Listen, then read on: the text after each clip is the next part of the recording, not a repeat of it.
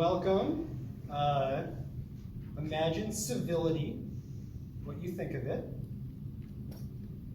By the end of today, actually probably 5 to 10 minutes from now, you'll have a very different conception of what civility is. And then here, it's the Solutions Exchange for the DC Alliance of Braver Angels. We'll take it a step farther and say, okay, with this new definition of civility, what does this mean for polarization in the US? To what extent can this new definition help reduce polarization, and where, because silver bullets are pretty difficult, where may there be some deficiencies, or where may there be the need for something else in addition to just this new definition of civility. I am James Coan.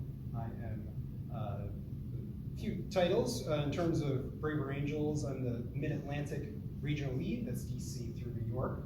I used to be the co-chair of the DC Alliance and started this. Now we have a number of our DC Alliance leaders and members here putting this on. At the end, we'll get a chance to announce some upcoming events. And I also am executive director of a group called More Like Us that I started. And we try to reduce polarization by correcting a concept known as the perception gap, that people overestimate differences between the political parties. We show that we're actually more similar than we think across the political spectrum. We start in secondary schools. But Lexi, Alexandra Hudson, is the guest of honor today. So Lexi, just give you the floor to introduce yourself and define civility. Thanks, James, and thanks to all of you for being here. It's a beautiful night, it's gorgeous, and so I credit each of you that are here and every one of you that are here online. Thank you so much for being here. I want to apologize. If I cough, it's because I am 14 weeks pregnant and staving off crippling nausea, so I cough to stave off the gag. I just got a little bit nauseous here in the car. I was fine today, so I'm really sorry about that. I'm not sick. I'm actually incredibly healthy, and this is what a healthy pregnancy is. And so I'm really sorry that I'm just not feeling like at my best, so I'm coughing. It's just to, but really glad to be with you here today. I'm a big fan of Braver Angels. I discovered them, I guess it was 5-6 years ago now, as part of this project. Part of my story is that, I was raised by one of the Judiths in the etiquette and manners business. My mother is literally called Judy, the manners lady, and as I discovered while writing this book, she's one of 4 women who are internationally renowned experts on manners and etiquette, named Judy. I think it was a generational thing. Judy Garland, the famous actress from The Wizard of Oz, that came out right around when my mom was, born, and I think that the other women are kind of in that generational thing. That was a name du jour. And so my mother is my favorite of these Judiths in the etiquette industry, and she raised me to have confidence in the ways and means of common decency to help us navigate deep difference and flourish together, even when we disagree, which is the most important question of our day, the defining question of my book, but also a timeless question, as we'll talk about, as I talk about in my book. And so part of my story is that, I was kind of always skeptical of these rules of etiquette and propriety. I am constitutionally allergic to authority. I hate rules. I hate being told what to do. Even to this day, if someone tells me not to do something, I say, why? I want to know. I want a good rationale for someone telling me to do something or not to do something. And so when I got to federal government, 2017, 2018, it was just this environment. It's a very divided time in our nation's capital. Very divided time in our country. And I felt viscerally I felt viscerally the division, and I felt that my experience was really a microcosm of the kind of macro divisions in our country as a whole. We hear a lot about hyperpartisanship threatening and destabilizing our democratic institutions, and I've had the chance to speak to Canadian Parliament. I'll be at the House of Lords next month. I'll be at the European Parliament in Brussels talking about the threats of extremism and of the threat of political violence to our democratic institutions and hyper-partisanship to crippling, to disabling our institutions that are meant to serve us as citizens. And so this is a very urgent question that I felt at a sort of microcosm of government. And I left government after a year very despondent, very discouraged about the state of our world, the state of division. And I left government and I thought deeply about big questions again. What does it mean to be a human being? And what is the bare minimum of respect that we are owing to others by virtue of our shared humanity and our common dignity? And what does that look like in practice? Even when the stakes are high, even in these deeply divided times where we're very tempted to dehumanize the other, where it's very convenient to diminish the humanity of the other in order to achieve our objectives, whatever they may be, electoral victory, passing out this XYZ public policy, whatever it is, with greater ease. It's easier to do that if you don't have to respect the person that you're trying to get out of the way. And I discovered Braver Angels.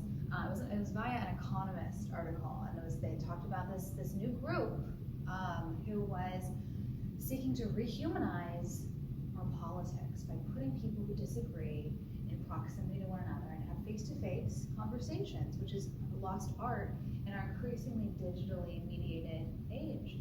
And I just felt that everything that they were doing was just so right and so urgently needed.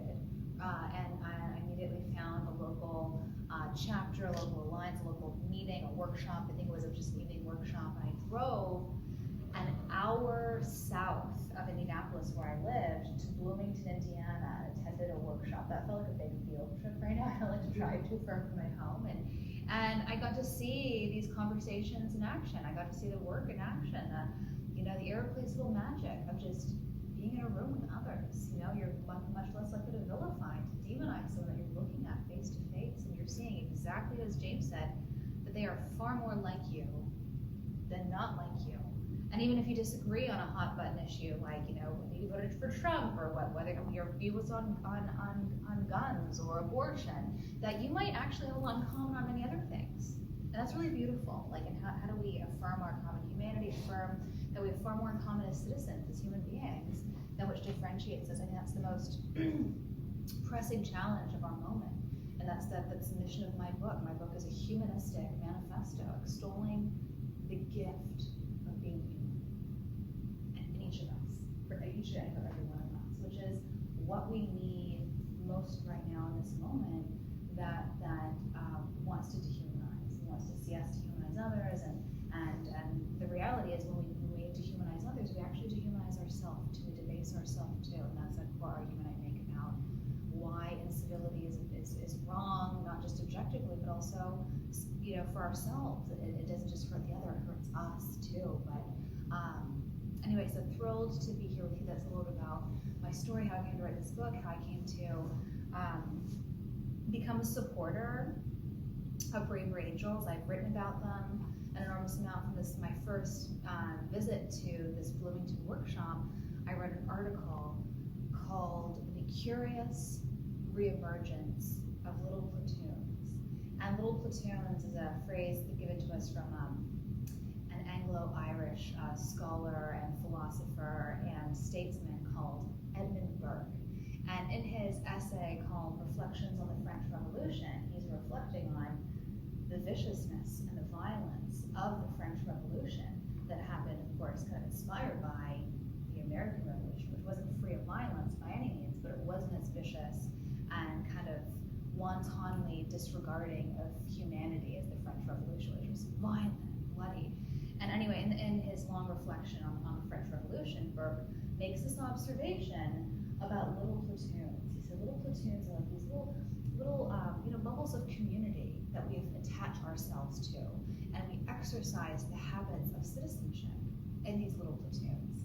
And this is one argument that many scholars have made about the decline of civil society, that as we lose these spaces, these communities that are mediating bodies between government and between the individual, that as we lose that, we lose an important aspect of our democracy, something that incubates the habits of citizenship and democratic self-governance that is necessary for democracy.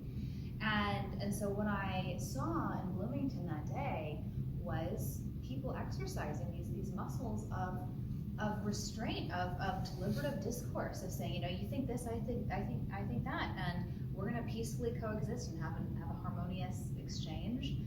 And we might not walk away changing our minds, but that's okay. Maybe I'm just a little bit more empathetic about your point of view, and that's kind of the point, right? Bravery Angels doesn't ask everyone to agree. It says that we still respect one another, even despite our disagreement. And so that was a lot of fun. And that article I wrote about Bravery Angels is kind of what introduced me to the whole team, and it got quite a bit of play, kind of like the broader media circle. And then there's just been a lot of fun collaborating with Bravery Angels. Some of my closest friends are there, have worked there, and so really thrilled to have the chance to meet you all tonight. Thank you for being here. Thank you for your role in support for Bravery Angels, and I hope that my book can just be an encouragement to you and a tool for you as you seek to be tools of healing in this broken time, and where you are in your community and your relationships, because that's really where this begins. It begins in our homes, it begins in our hearts, it begins in and ends apparently in our everyday interactions as well. So thanks James for setting this up and for having me. Well, I have to thank others for actually setting this up. Lindsay and others. Well, very favorable to Bravery Angels. For those who know me, that's probably more favorable to Bravery Angels than sometimes I would talk about Bravery Angels. Oh, spicy. Tell me more. Yes, this is about civility. Which civility demands truth-telling, though. So if you have a yes, truth but to say. Talking behind an organization's back on its video. So I do want to clarify civility and niceness and speaking truth to power, and how you frame civility regarding those two concepts. Oh, I'm glad there's a whiteboard behind us in case I need to get up and draw some diagrams. But no, it's so I make a core distinction in my book between civility and politeness, and I came to this realization when I was working just down the street in federal government. I was surrounded by these two extremes when I was in government. On one hand, there were people who were hostile and bellicose and aggressive, and I needed to stay away from those people.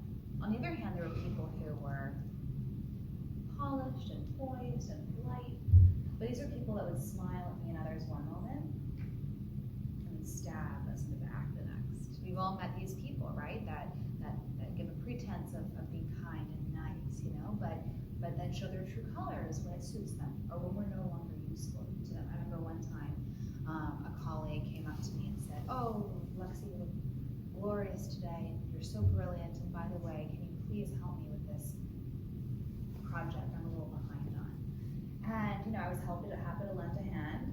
I didn't realize that in asking me to help him, he wanted me to do the entire project for him, but I was happy to help, and gave him the project, and he turned around, passed it off as his own, and took all the glory and credit and meetings associated with it that he was not prepared for, that I was prepared for the work.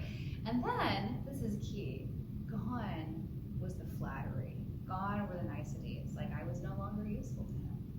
He had gotten what he wanted from me, and everything was cast aside, which was very hurtful to feel used in that way. It's like, you don't even have to flatter, I would have helped you regardless. But I mean, definitely next time he comes around, I was going to be far less inclined to help them, right? Because it made it feel so transactional. It was so transparently, nakedly self-interested, and it made me feel really instrumentalized, used.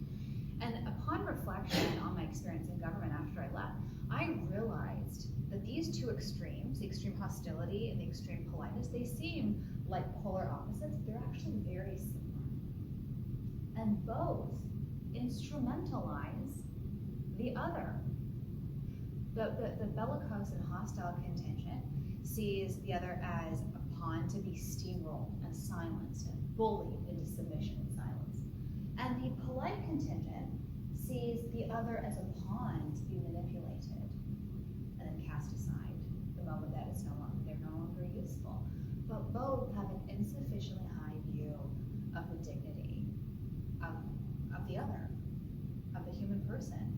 And means to ends as opposed to ends in themselves. So I realized that, that those two extremes kind of define my experience in government. They're actually very similar. Those two extremes kind of define our public life right now. We have, that kind of tone policing. Let's just be nice on one hand. Let's not, ruffle feathers and talk about offensive things.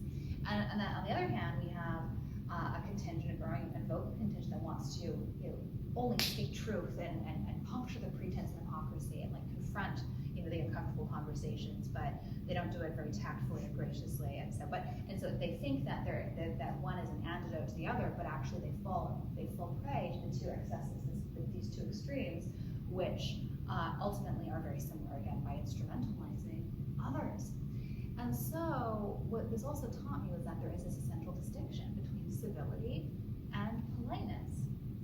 That politeness, I realized, is manners, it's etiquette, it's external stuff, where civility is internal. It's a disposition of the heart. It's a way of seeing others as our moral equals who are worthy of a bare minimum of respect, just by virtue of our shared moral status as members of a human community.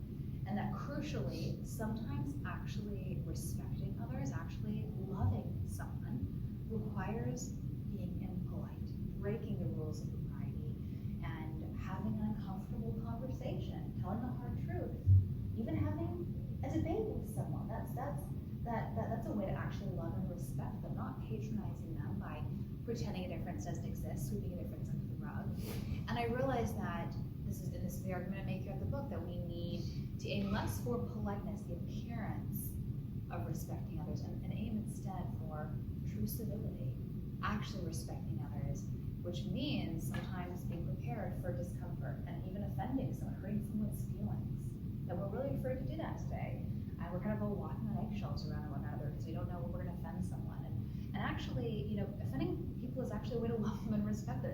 It's saying, I respect you enough to take your ideas seriously. And because I take you and your ideas seriously, I'm going to tell you what I think. And if I think that you're wrong, that's a way to love and respect someone. And that's what we need more of today. Actual respect of others, and not just the faux respect that kind of polishes over difference, sweeps over the rug. No, thank you very much. Right. So isn't that right? Not this veneer of politeness and being willing to speak truth to power with some degree of tact. I want you to talk about incentives. Right? So the incentives when you were on the Hill or when you were in government, clearly they weren't very good. Right? The incentives were to be as Machiavellian as possible. And sometimes to smile while doing it, but essentially that was the game. You get ahead by being a jerk. And if there were correct incentives, jerks should fail, right? Eventually, the bosses should say, no, you did this, right? You told her something, you lied, we're going to fire you now, right? That's how incentives should work. But clearly, the incentives were skewed. And many incentives, say in social media or news media, are also quite skewed. So that's power or influence in government, but there can also be money or fame. And often people's now livelihood depends on being uncivil, on demonizing, trashing those on the other side. So how do you think about this context of incentives that are often perverse, that often encourage people to do things that would not be considered civil? It's a great question, and that's kind of the defining question of our moment. And the reality is that even before social media existed, where what goes viral is often the inflammatory, right? And even before the profit motives of our media cycle were what they were, where it gets more eyeballs to get the hate clicks, right? And then they profit from the incendiary. That even before all that, it was useful to cut corners. It was useful to not be bound by the restraints of morality and decency and respecting others. And I ground my argument for civility in a key insight from Dr. Martin Luther King Jr.'s letter from Birmingham jail. He is actually borrowing from Socrates, the Greek philosopher, who he quotes in his letter. He said Socrates had this insight that justice is a healthy, a just soul, a person that acts with justice and graciousness towards others, that is a symptom of a healthy soul. A person who has a soul that is well-ordered, well-proportioned, is healthy and flourishing. And that person may go on and lead a good, prosperous life, but regardless of what happens to them in life, that is its own reward. The fact that they have had their soul is healthy. A person who walks around and acts unjustly towards others, that has an unjust soul, that is a symptom of a vicious soul, of an unhealthy soul. And even if they go on to gain power and wealth and esteem in the world, right? They're revered by the world, but internally they've cut corners and hurt others along the way to get there. Socrates would say it doesn't matter. That is its own punishment. The fact that they have an unhealthy soul, and the fact that they have to live with themselves, sleep with themselves, that is its own punishment. And that even if they don't realize it, even if it seems like they're materially prospering, that they're actually suffering. They're slowly dying, and they don't know. That is its own punishment. And Dr. K makes a similar observation in his letter from Birmingham jail. He makes an observation about segregation. He says segregation hurts both parties. It hurts the segregated and the segregator. It hurts the segregated by giving a false sense of inferiority. It dehumanizes them, it debases them. But it also hurts the segregator by deforming their soul, giving them a false sense of superiority.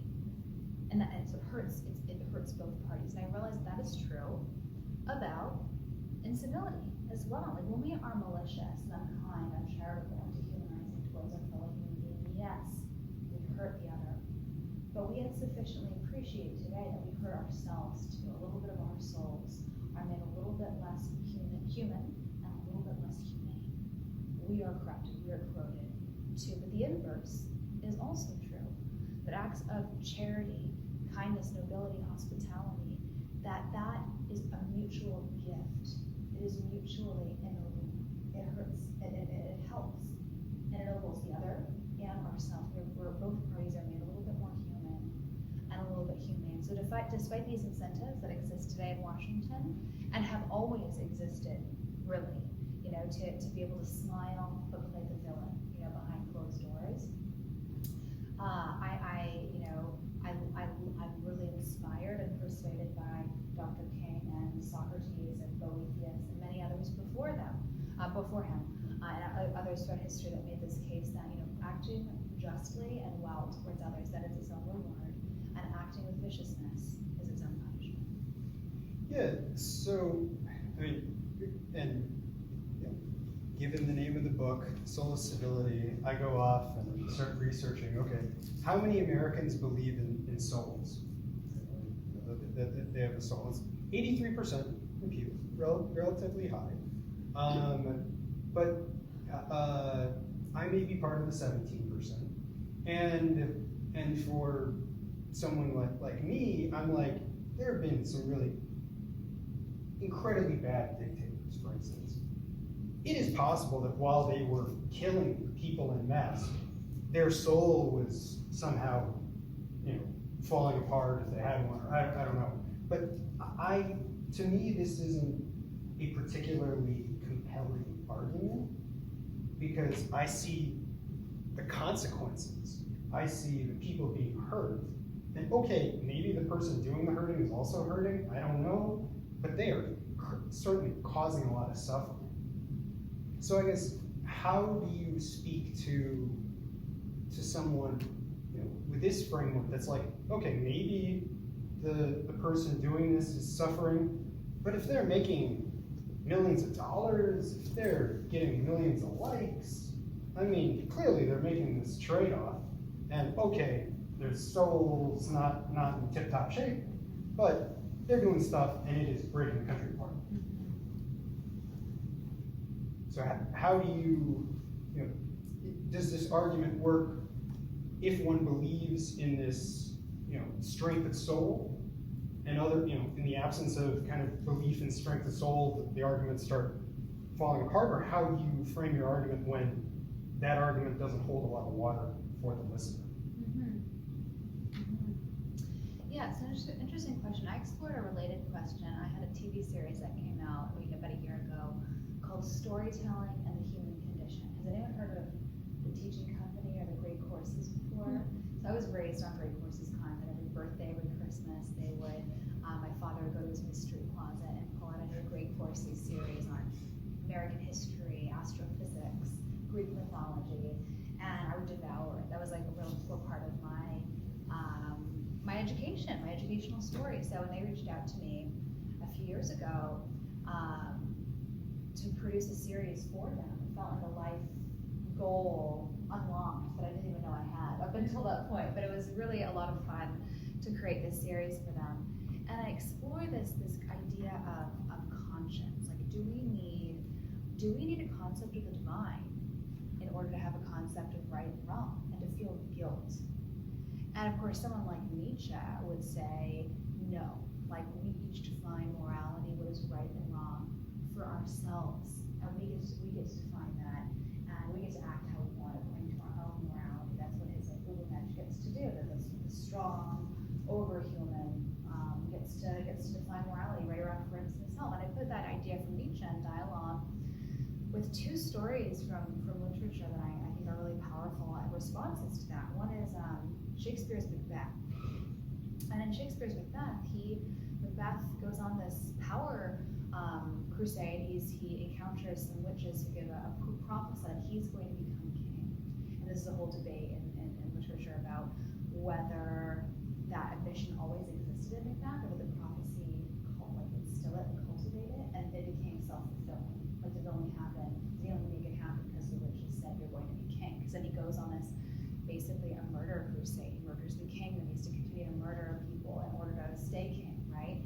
And Lady Macbeth, like, we know this phrase in pop culture, like, oh, that's a Lady Macbeth figure, right? Like an example is in House of Cards, Kevin Spacey's wife is like a classic Lady Macbeth. Do anyone watch House of Cards? I had to stop after the first few episodes. It got really dark for me, but she is very much a Lady Macbeth figure, right? She's goading him into doing the next thing to get to the next level of power, and that's the original Lady Macbeth is like definitely doing that.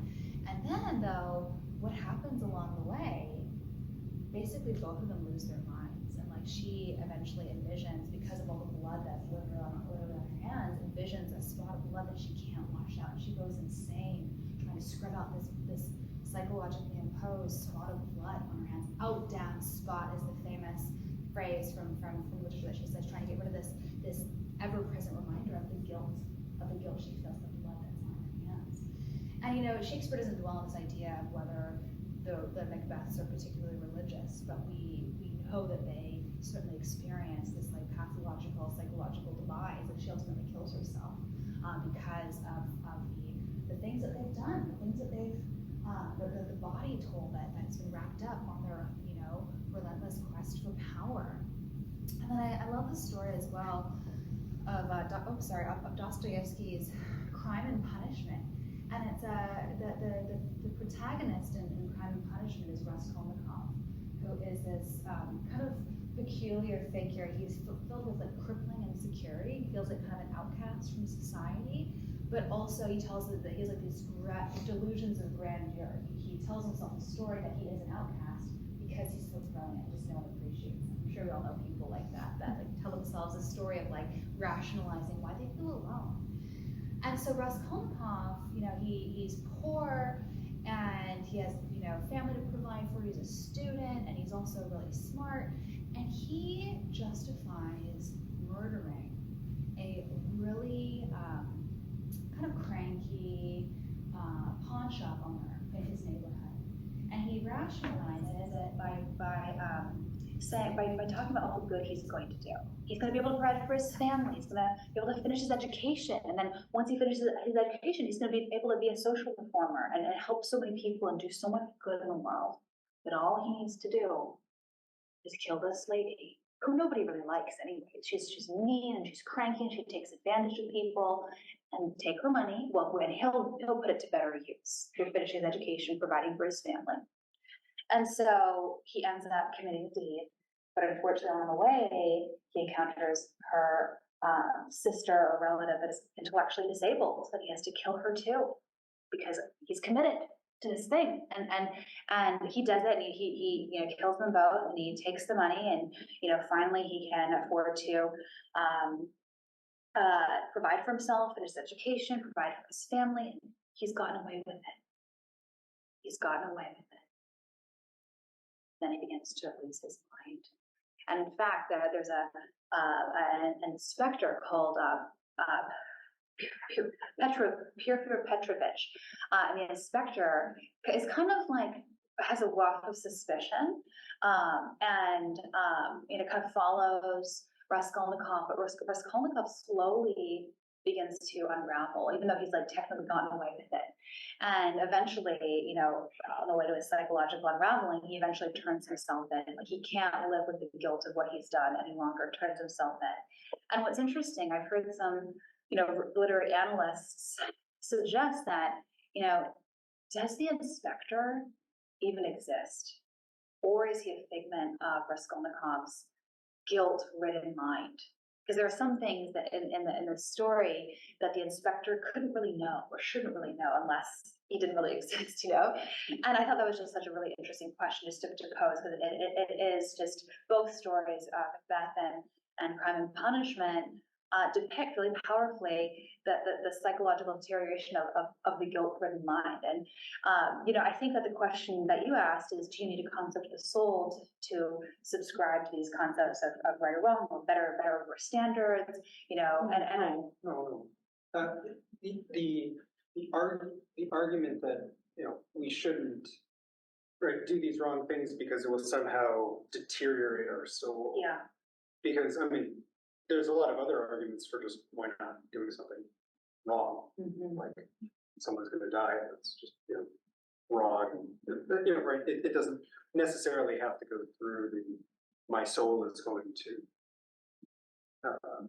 get weaker. But I mean, you know, not to get too caught up on it. It's more, you know, I guess, do you think that that your civility, you know, can be the answer to reducing polarization? If people were to follow this is what can work, or you also need something else like changing the incentives, or the incentives as they are could stay, but as long as people were to change their attitudes toward it and commit to being more civil, that could be enough. Mm-hmm. Mm-hmm. Well, I think that, I know that my theory of social change in the book is fundamentally individual. It's fundamentally, so civility is an individual and a social virtue.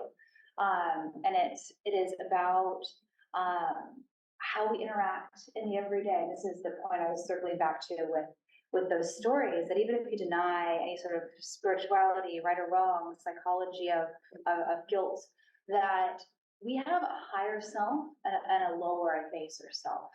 And we are all familiar at the times where we've acted out of our lower self, like when we've had a long day and we lash out at some loved one, or we're kind of thoughtless with the cashier at the grocery store. And we know that. We know that we've acted in a way that is not in accordance to who we are or who we aspire to be.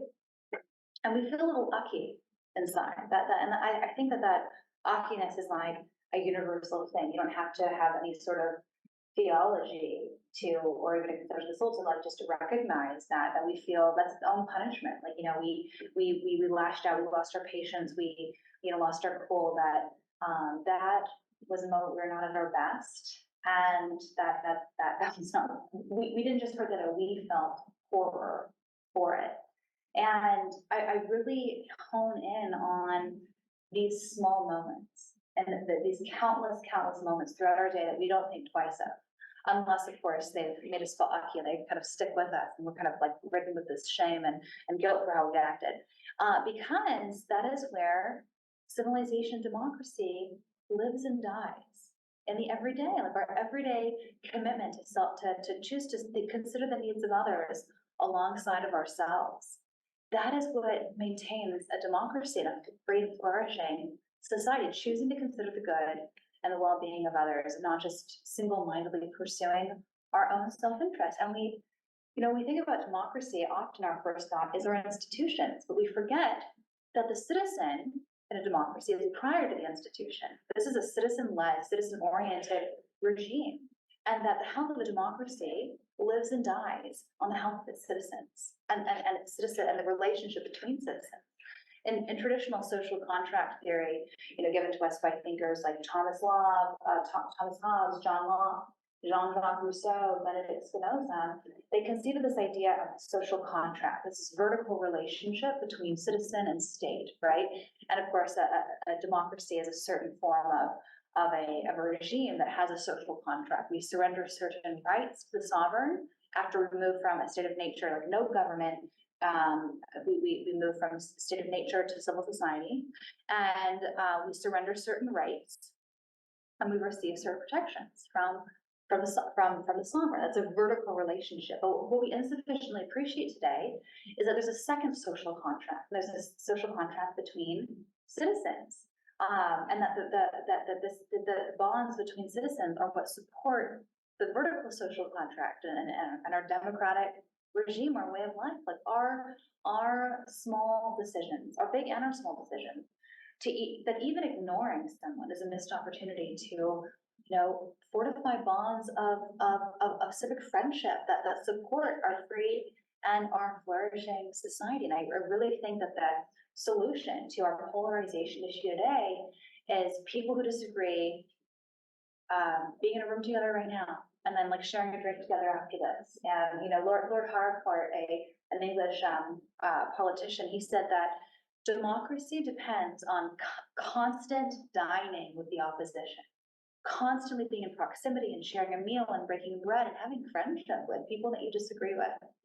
And the problem today, and what's contributed to hyperpartisanship today at all levels of society, is that we're not doing life together with people we differ from. We're avoiding them entirely, and that's virtually, where we can easily curate our own little echo chamber and silo and just get our news and experience people virtually that we want to experience, but also corporally. We move to cities and neighborhoods and communities and send our kids to schools and grocery shop, where we're going to encounter people we like and are like us, and not encounter people we don't like and don't like us.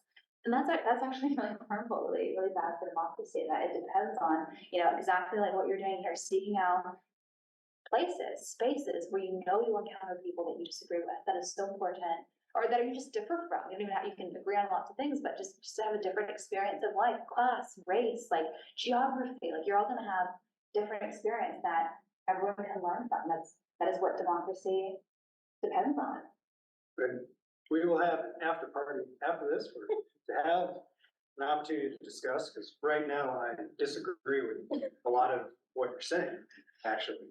Go ahead, tell me why. Well, yes. So this is an argument about I wrote down self-uck-censor. We need a stronger self-uck-censor internally. That we've done something wrong. We're like, ooh, okay, I should have done something differently. To me, incentives matter, and I think incentives have been skewed in the past. I agree with that, but I think incentives are more skewed now. Right? Newspapers used to be able to get a lot of revenue from advertisements. That's gone down by 80% or more. So they have to rely on getting as many clicks as possible to get advertising. And what gets clicks tends to be emotionally arousing, polarizing content. Social media didn't exist before. It has the same kind of audience-driven model. And so when those incentives are in place, and that's not even talking about candidates who face closed primaries, and the way to get elected is to appeal to either their kind of right-wing or left-wing base and make sure that someone even more extreme doesn't get more votes in a primary. The incentives are to act, to speak in certain ways. And I don't believe that personal change, I will be a good person, can get very far when the incentives are so skewed in the opposite direction. But the problem, James, is that you can't, what can you do to control the incentives? We're in DC. Right, Right, so- what's your point? What can you do to control the incentives? You personally. We are in the solutions exchange. Yeah. Right, so, right, we can say personally, well, right, it doesn't have to be personally. What can groups of people do who are committed to certain kinds of activities? Say, okay, how should legislation change regarding social media, which was a topic previously of the solutions exchange? You know, so how should they be designed? Sure, that's nice to theorize about, and it's nice to, contemplate that. What is the ideal, platonic ideal of social media legislation? And then maybe in an ideal world, you or this group take it to a congressman or all congressmen and say, look, here's what we think you should do, right? That's great. Lots of people do that. There's lots of activist groups and lobbying groups and interest groups that do just that. But you're still at the mercy of someone else choosing to act and take what you conceive as this platonic ideal and either do something with it or ignore it entirely. And what I'm saying is, like, I worked in government, and maybe some of you do as well, and I felt deeply disillusioned and deeply frustrated by what I saw and what I didn't see.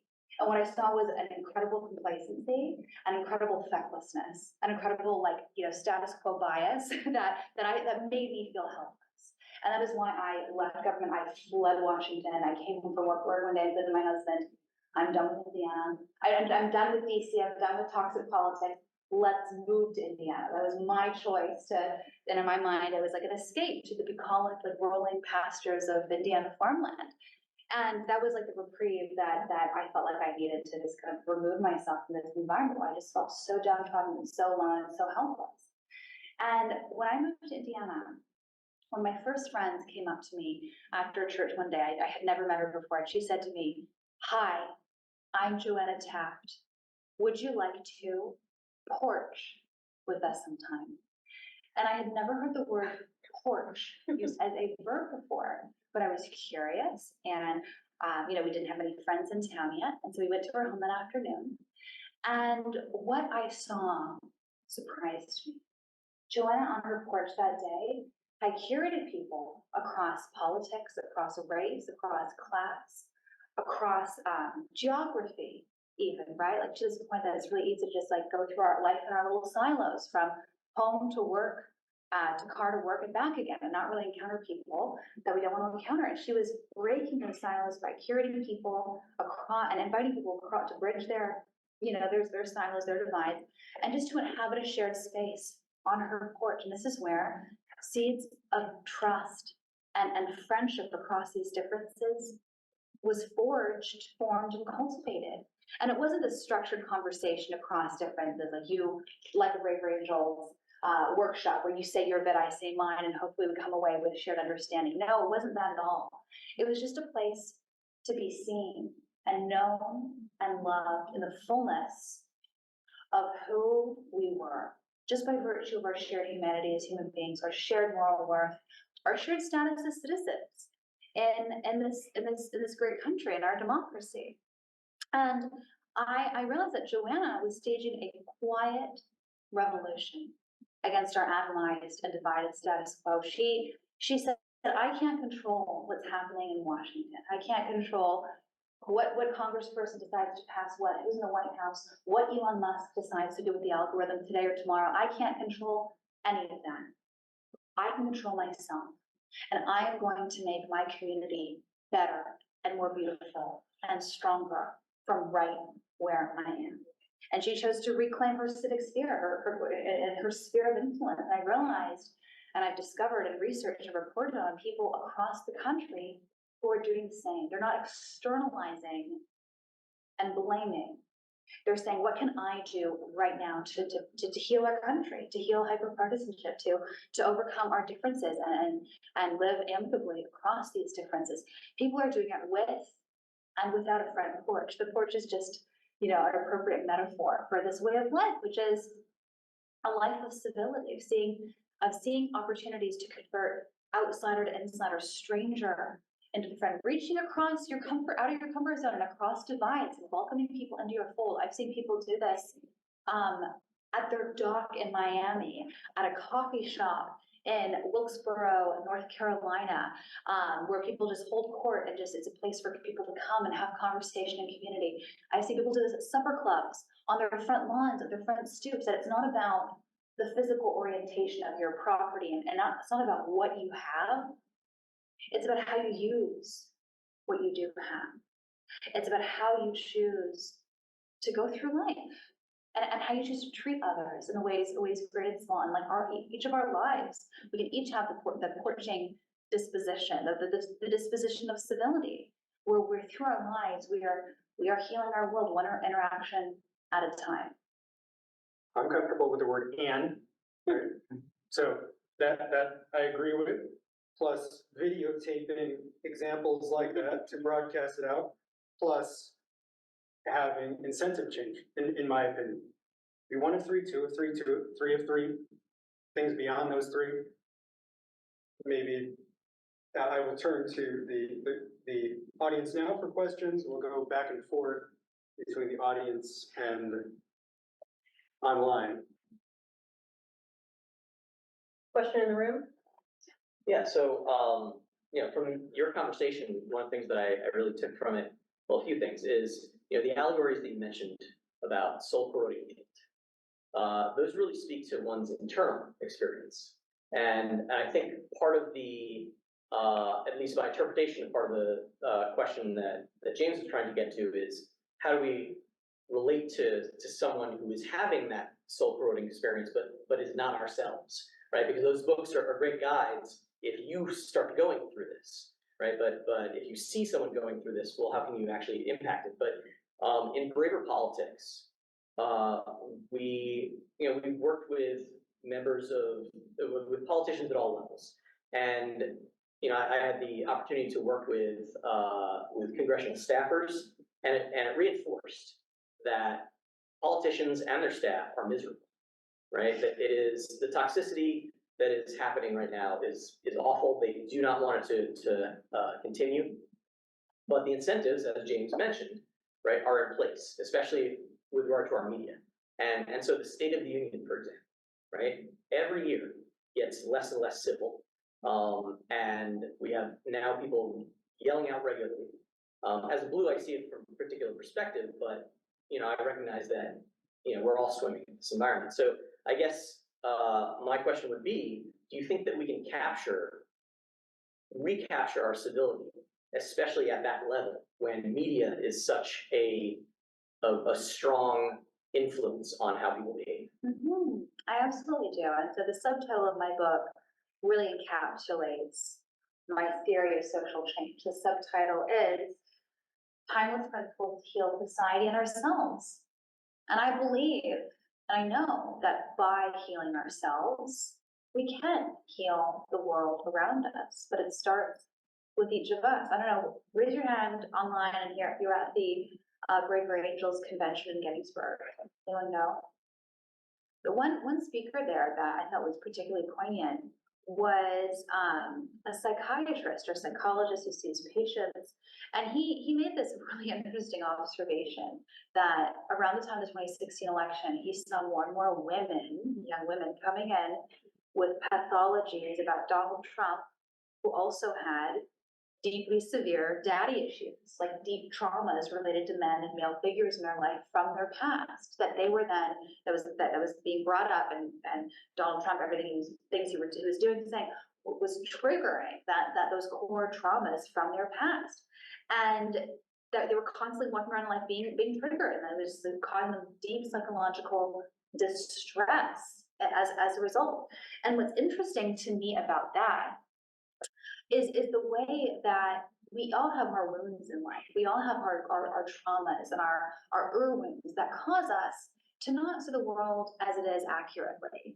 And it's easy to extrapolate and see the wounds of our past, the predators, the people who have hurt us in our past in the present, right? That is literally what the traumatized brain is and does. It sees everything in the present through the lens of the past. It's not able to just, shut off and not be in fight or flight mode and let the past be the past and see the present through a fresh lens.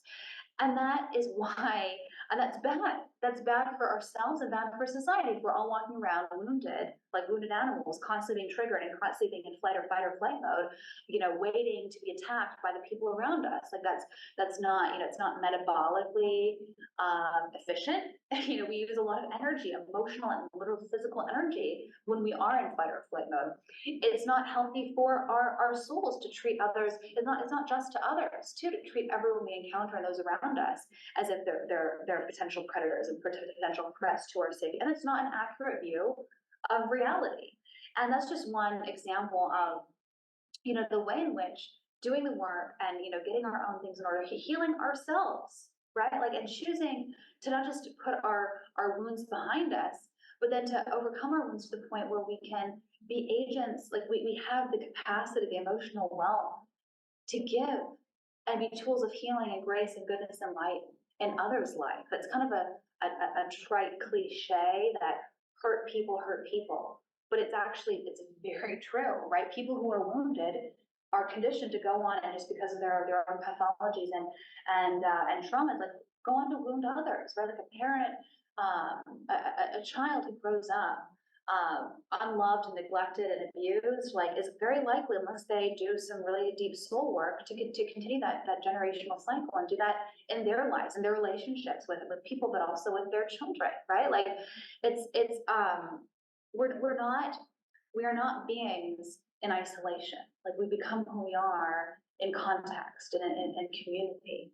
And that's true in how we're formed. It's true after we're formed.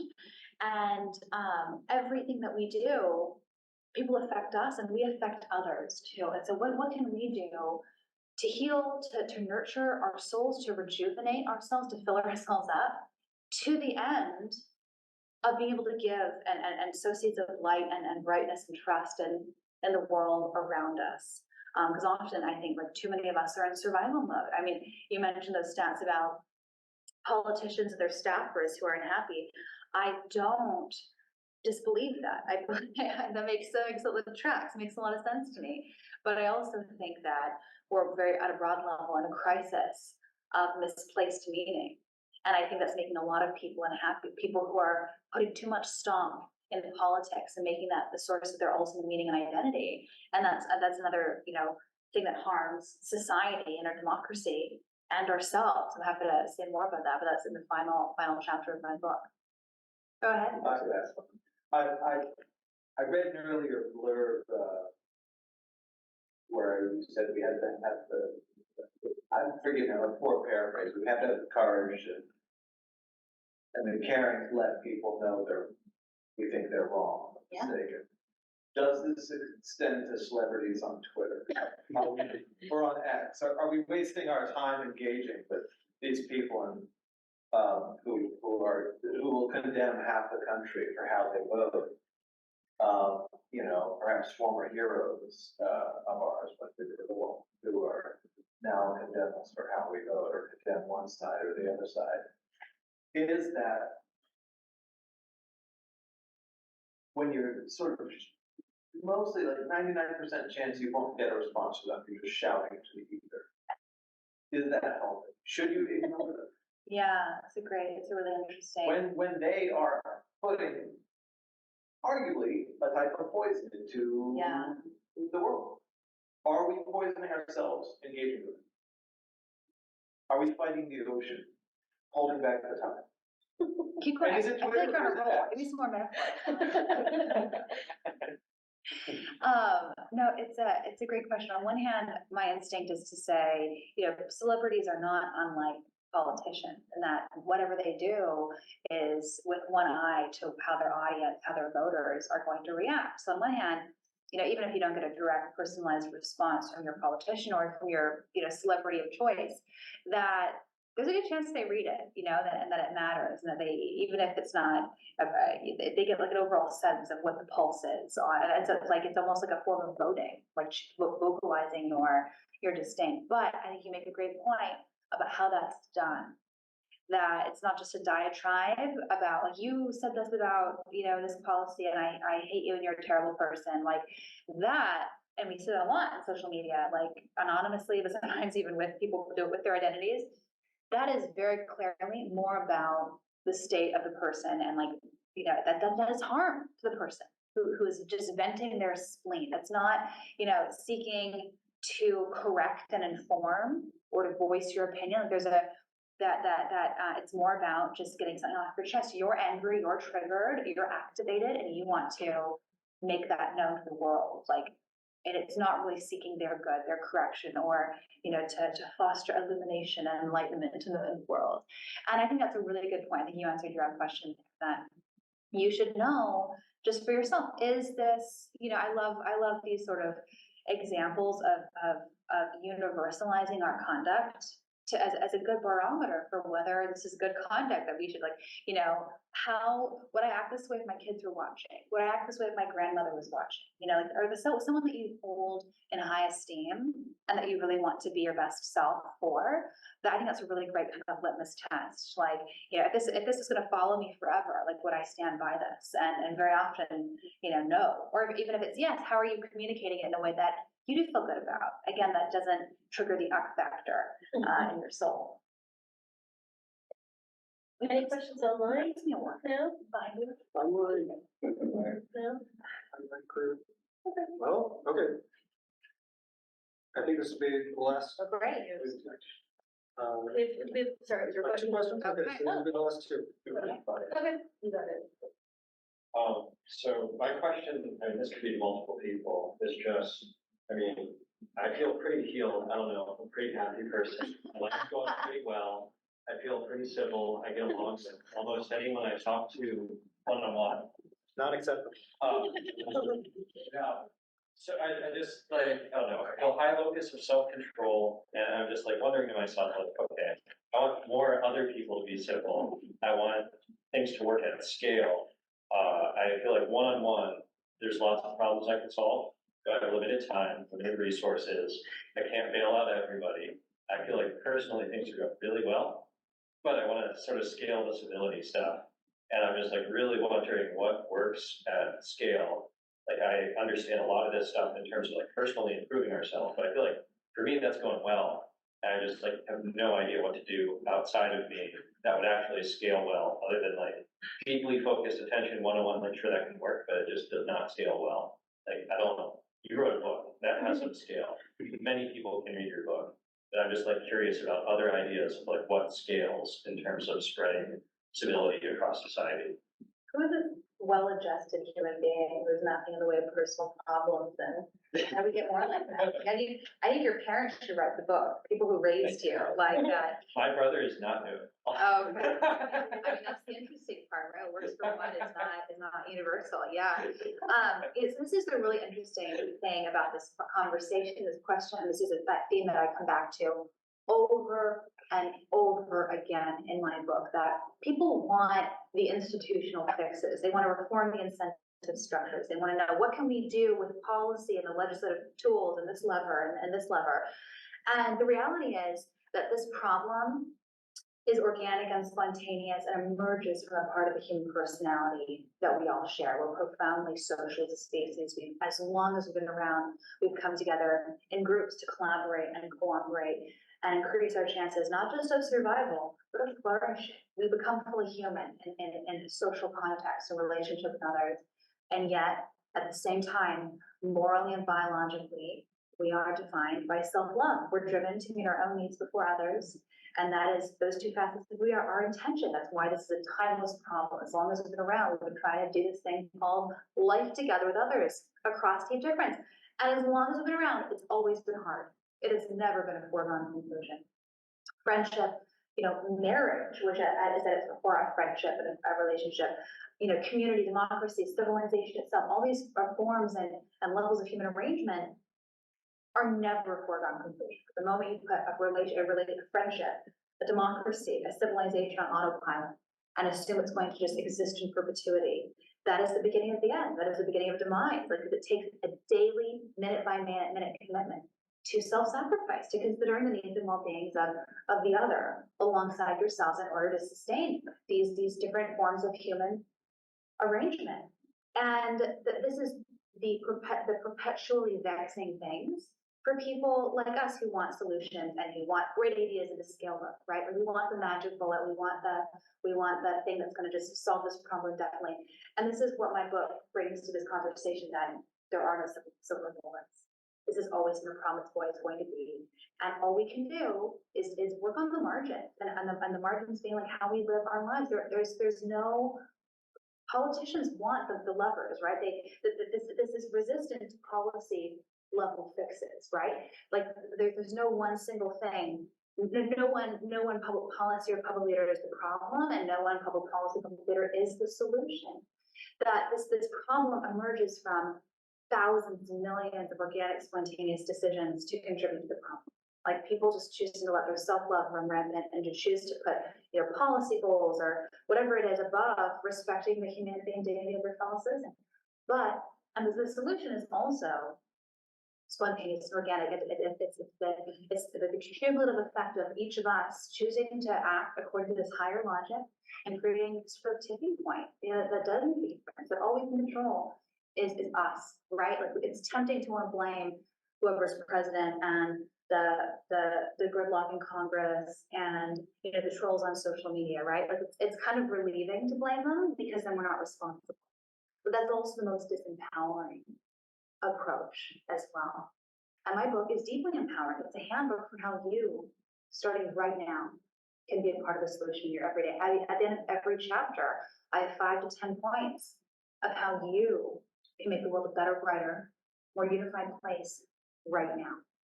And that's really where this begins and ends, and that's resistant to public policy. The best thing a public leader can do, and the thing that we're lacking now, is to model this for us.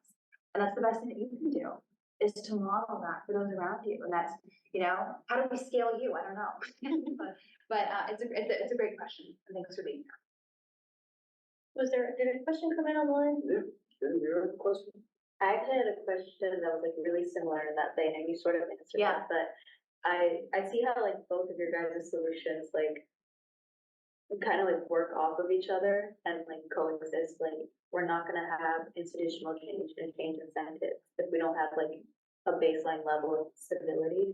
And I guess what I was gonna ask is the civility work, like spreading the soul of civility work through inspiration. Like I've read some of your Substack about like the hero and the artist and how we have people who, embody these values, and then we have people who actually like storytell it and craft it to get it out. But then James also brought up this point that there are people who, like you said, have that quote unquote unhealthy soul, and then they just don't they don't know that they're dying. So is all we can do like inspire other people, or is there another more like hands-on strategy? Well, we know it doesn't work, right? And what doesn't work is like beating people over the head and berating them and guilting them and making really bad people. Like no one in the history of mankind has gone to Twitter and had their mind changed, right? Has changed their mind by having a debate with someone on social media, right? What does change people is seeing others and them saying, like they're really joy-filled and they're surrounded by good people and they seem to like lead a really fulfilling and meaningful life. Like I feel kind of empty and happy inside.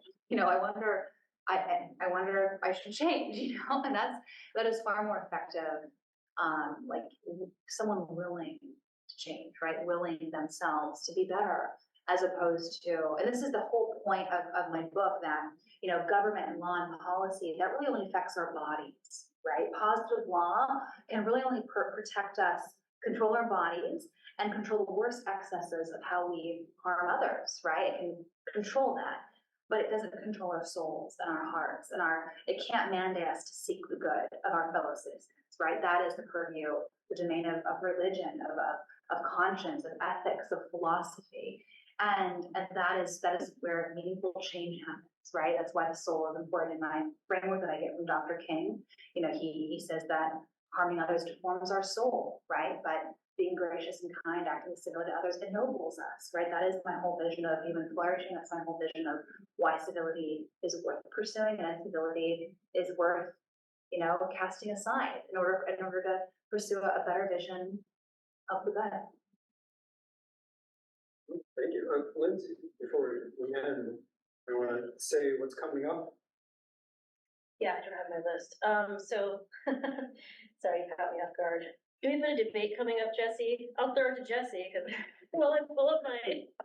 Not yet scheduled in the DC Alliance, though you will be hearing from me if you signed up for on that yellow pad that we had a recent one. Let me know, or you'll get to me soon. If not, let me know and I'll put you on it.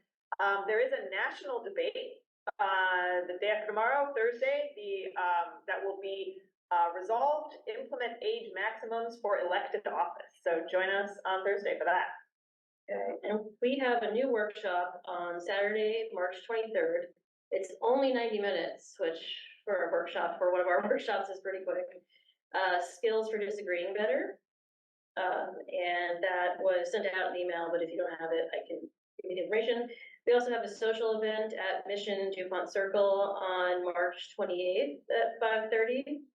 And we will be sending out a notice about the Jerusalem Youth Chorus having an event on April 4th. So we'll be putting that in our email soon. And the topic of the next solutions exchange will be What the military can do to help with polarization. And we are still planning that, but yeah. Well, thanks for having me, guys. I think James has 2 books available to buy, so get them while they're hot. Thank you, James, for going.